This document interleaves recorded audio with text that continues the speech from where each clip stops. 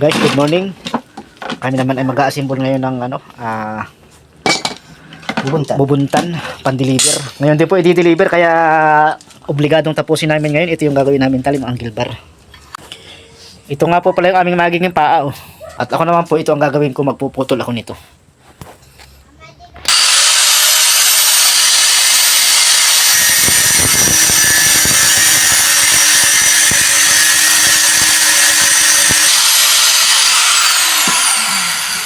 Makapagmas. Napunta sa ilong. Maghapon, putang ako, hindi nakapagbas.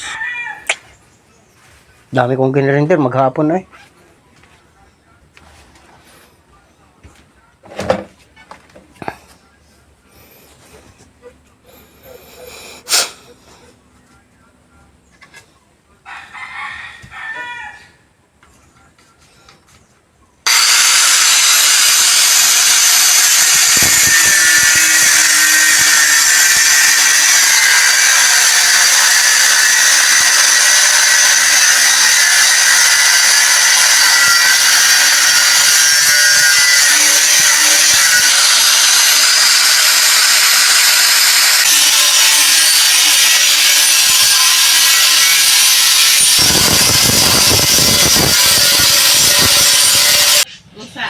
Guys, naputol na namin yung angle bar.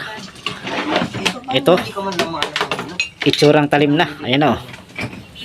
Tapos itong tinanggal namin sa gilid, ito yung ilalagay dito sa gitna para maganda-ganda ang itsura. Ayan. Diyan yan i-weld. Ayusin ko ito. Magamit. Gulo-gulo. Gulo-gulo ang gamit ay. Ayan. Pagka busy, hindi maayos ang gamit. Inaantok na. Panay na lang ang silid. Ito yung aming welding machine. 200 amperes na Kawasaki. Ayan. Guys, ayan, tingnan nyo yung kabit namin ng polarity. Ayan o. Yung positive ay ground ang nakalagay, tapos yung negative ay yung pinakang electrode. Wag po kayo maniniwalang nasisira ang welding machine kapag kabaliktad ng polarity. Yan, sariling lang yan.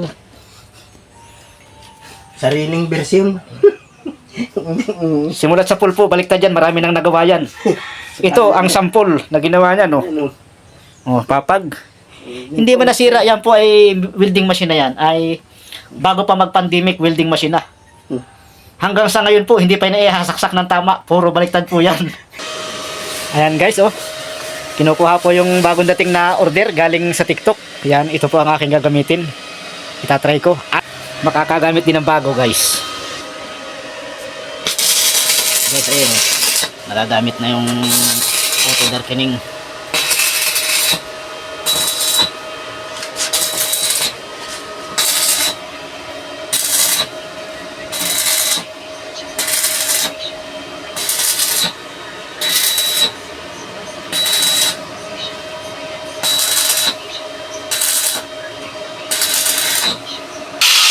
Paa.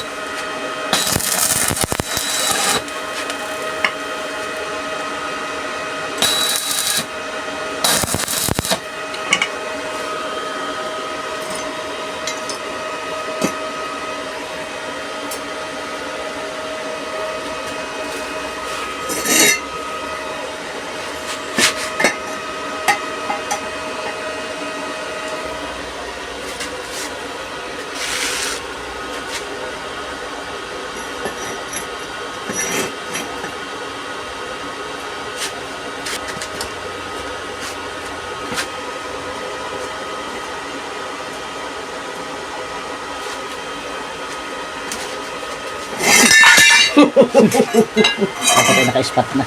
I-spot natin. Mayroon.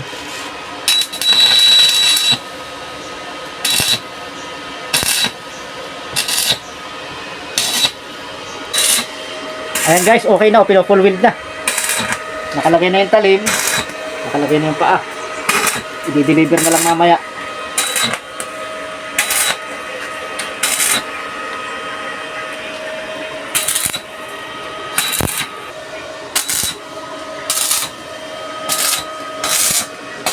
Ayos na guys. Thank you for watching.